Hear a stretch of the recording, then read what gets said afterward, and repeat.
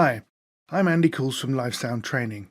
Today we're going to look at an overview of a live sound system following the signal flow from the stage to the audience so we can better understand how the whole system works. This video is aimed at anybody who's curious about what sound engineers actually get up to behind the scenes at a live show. So the tried and tested approach is to capture each instrument individually, treat them in isolation, and then combine them into a mix, which we send out to the audience via the sound system. Being as sound systems can only handle electrical signals, any acoustic sources, be they voices, guitar amps, or drum kits, need to be converted into electrical signals first. But how do we do that?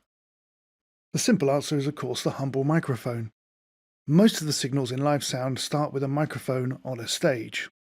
You may notice I said most signals. Obviously, any instruments that already produce an electrical signal, such as a keyboard, a laptop, or an electroacoustic guitar, can be connected directly. For this we use a DI box, which stands for direct input.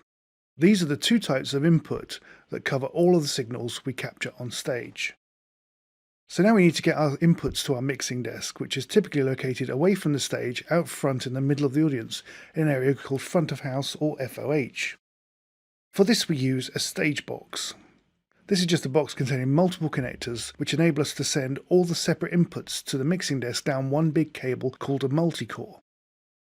So now that we have all of our signals in the mixer on separate channels, we can now treat them individually and then combine them into our mix, which of course we can send out to the audience via the PA system. PA stands for public address because it's used to address the public. We typically run them in stereo with a left and right stack each side of the stage. As you can also see, the stage box can also carry output signals from the desk to the stage, which conveniently enables us to connect to the PA, which is often located on or in front of the stage. Now this diagram may look complete to you, but there is one key element missing. If you look at this from the performer's perspective, they're standing behind the PA system, which is pointing away from them, making it difficult to hear themselves and others, which would make it very hard to play together.